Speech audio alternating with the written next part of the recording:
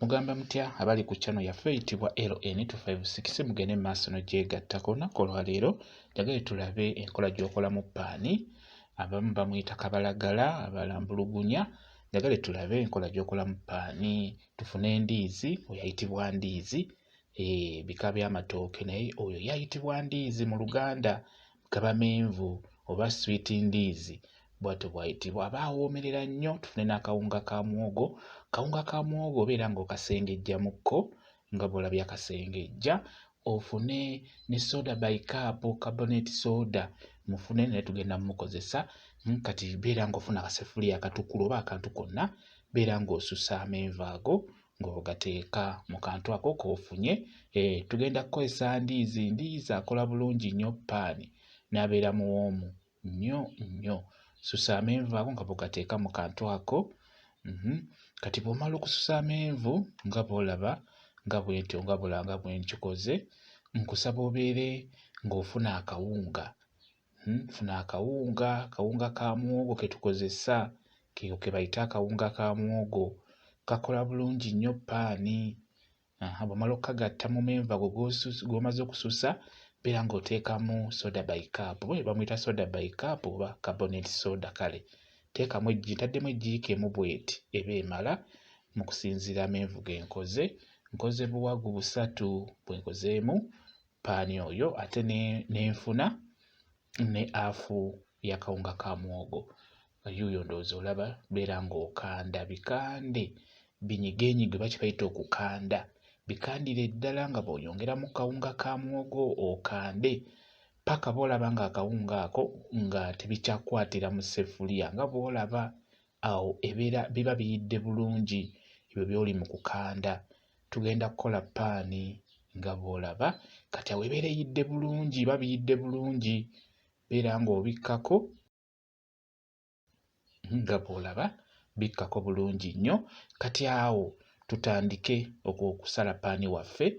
Kati wano w'ogenda okusalira paani osobola okuteekawo kaabutto, n'osiigawo kaabutto ke nkozesezza olw'ensonga nti obuwunga bwa muwogo bumpeddeko. Osobola okukozesa obuwunga bwa muwogo n'osooka n'oyiwako wansi w'ogenda okukolera ekyo nga bw'olaba bwe ndi mu kikola, oba osobola okussawo kaabutto. Nze ntaddewo kaabutto ke ngenda okukozesa nga bw'olaba. K'olina okusoosaawo olyoka osuulawo.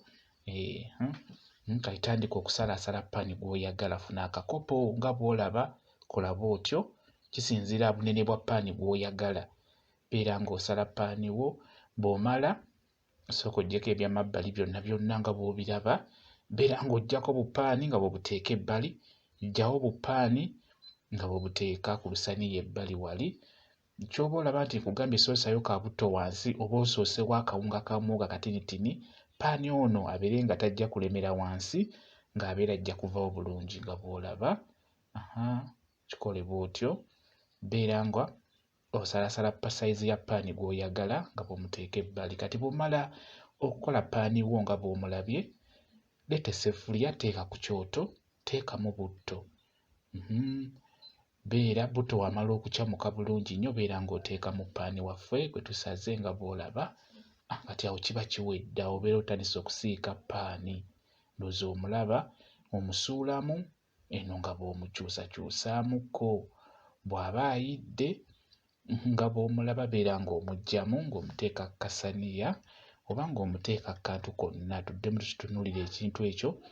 Teekamu paani bw'otyo. Osobola omuteekamu n'engalo bw'otyo mpola mpola. Omusuulamu mpola mpola.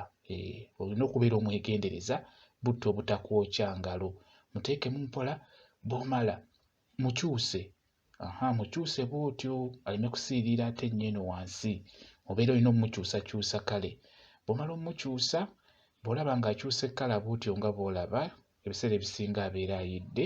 Beera ng'omuggyamu. Ndowooza omulaba paani waffe ayidde bulungi nnyo.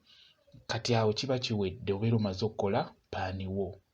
Eyo gwe bayita paani oba kabalagala, abalala bamuyita paani keeki, we bamuyita yooyo.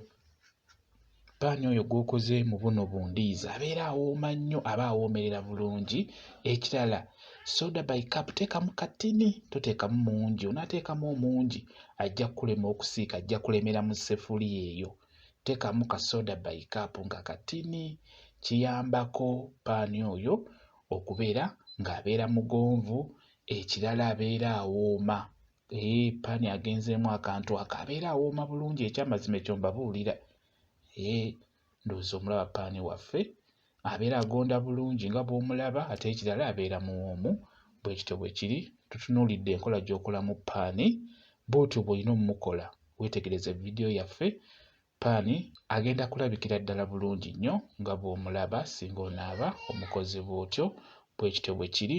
Mwebale kubeera ku channel yaffe eyitibwa LN256, mugende mu maaso n'ogyegattako, mubeere bulungi, mweraba.